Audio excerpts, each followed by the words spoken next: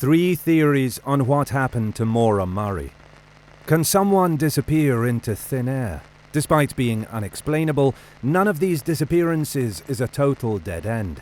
There are always clues left behind by those who have disappeared. This is when the internet comes into play. Long after the law enforcement agencies have given up, online sleuths continue to investigate and conduct research. Murray's disappearance, which happened days after the debut of Facebook, is among the first crime mysteries of the social media era. Welcome to Bad Things.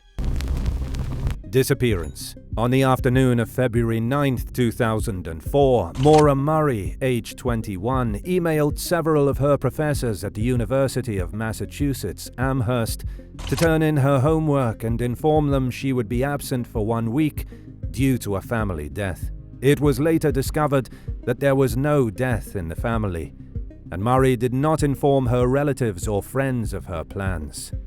Murray departed campus with a modest bag, including clothes, cosmetics, school supplies, and toiletries. Murray, according to authorities, drove her 1996 black Saturn to an ATM at around 3:15 p.m.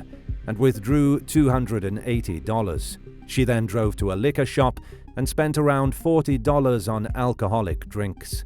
Around 4:30 p.m., she left the Amherst-Hadley area and kept driving north toward New Hampshire.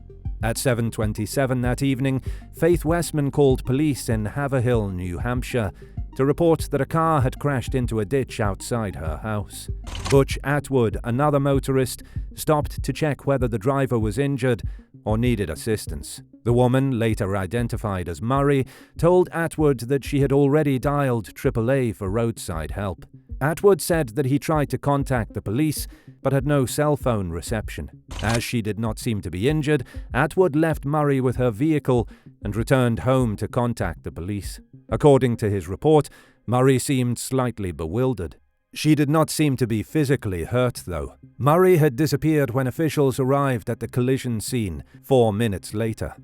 According to authorities, the car's doors were locked. Even though there was no blood inside the vehicle, there were wine stains on the ceiling and floor. The officer found a box of red wine on the back seat floor. In addition, they discovered a Coke bottle with crimson liquid in the vehicle. The police also saw that Murray had no mobile phone or bank activity after the time of the collision, including the call she claimed to have made to AAA. Dick Guy, an EMT who attended to the site of the collision, said, "Everything about the accident scene seemed strange.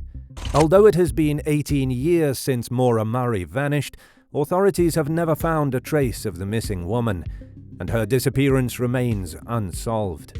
The lack of tangible evidence has led to numerous theories about what actually happened on the night the 21-year-old student went missing." 3 theories behind the disappearance of Maura Murray. Number 1. An opportunity killer took Maura. Many people think an opportunistic killer or a serial killer took Maura in the few minutes between the last time Butch Atwood saw her and when she went missing. The theory is that a car stopped in the middle of the road pretending to help Maura, then pulled her into the car and drove off before anyone noticed. Could a long-haul trucker have something to do with her mysterious disappearing? In 2003, there was an unpleasant rumor going around among the drivers of long-haul trucks.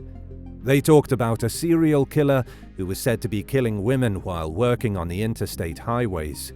Women who went missing or were killed in 2003 were found dead under bridges and overpasses, in cheap motels and along highway exit ramps. No one had noticed a pattern of dead women being left on the side of the road for decades. That is, until Terry Turner, a criminal analyst with the Oklahoma State Bureau of Investigation, started noticing similarities. Years later, author and journalist Ginger Strand took a bird's-eye view of America's highways and freeways. Her investigation gave the missing context for how the country's roads had become the workplace of serial killer truck drivers, and why law enforcement, especially the FBI, had missed it for decades. When Turner started looking into the murders in 2003, they were thought to be isolated incidents. Turner assumed that, based on what she knew, the suspect or suspects in the numerous 2003 murders must be a long-haul truck driver. She also thought that he was not the only serial killer driving a truck on America's interstate highways. With the help of the FBI's research on unsolved murders and the database Turner created, the number of women found along Interstate 40 would eventually be linked to more than 500 murders across the country. Was Murray abducted and killed by a long-haul truck driver? Since there are no forensic clues in the Murray case, it may be that she was taken and killed somewhere else. Number 2. The Valley Road A-frame house.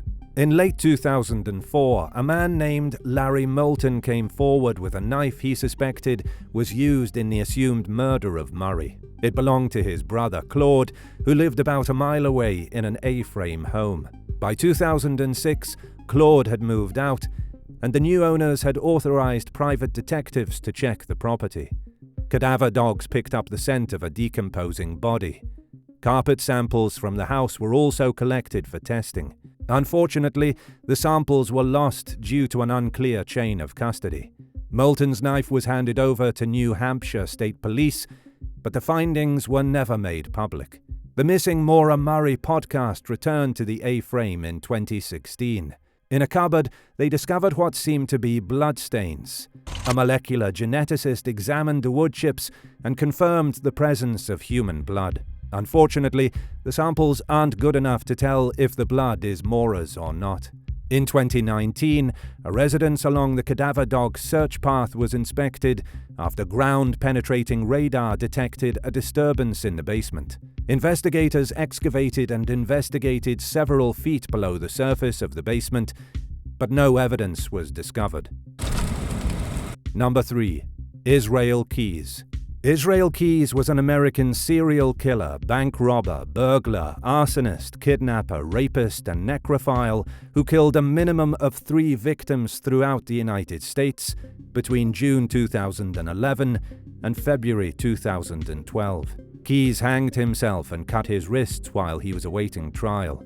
A suicide note, drawings of 11 skulls, a drawing of the Baphomet, and an inscription of Corazal on the cell's wall, all written in Keyes' blood, led the FBI to think that Keyes had killed a total of 11 people in total. What possible ties might exist between Maura and Israel Keyes? The theory is that when Murray had her car accident in 2004, she was kidnapped and murdered by Keyes, either because he was in the area and happened across her as a victim of opportunity, or because he intentionally targeted her. It has also been proposed that Keyes may have stalked her prior to her disappearance and made it appear as though she was the victim of a car accident. This is because Keyes told the police during interviews that some of the murders he was accused of committing were ruled to be accidents.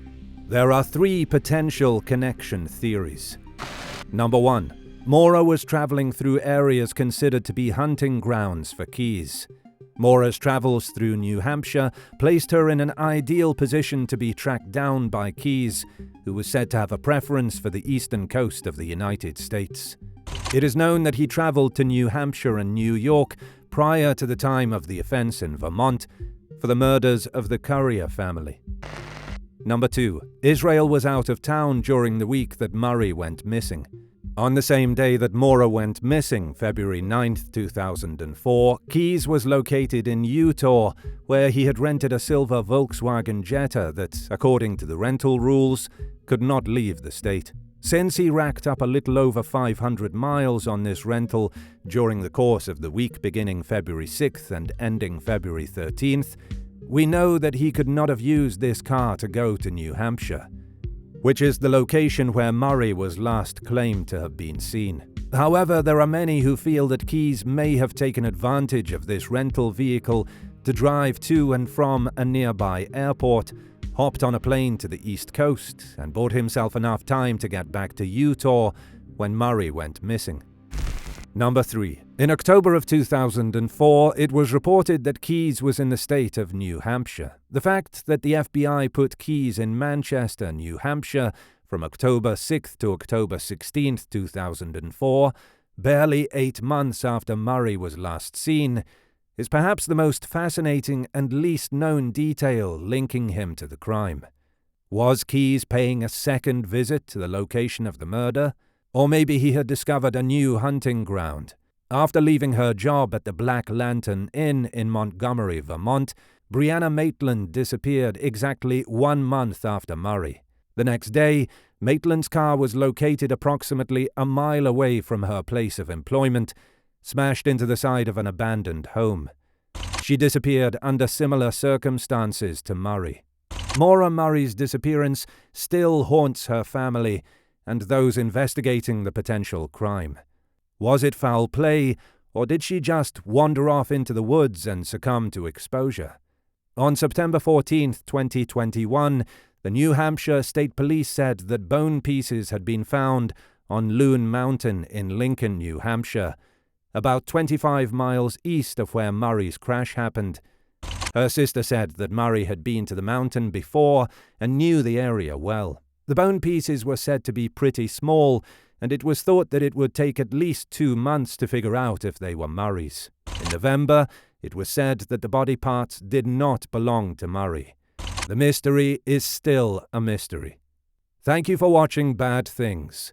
Hit the subscribe button, like button, and notification bell, and share our channel for our up-and-coming true crime videos.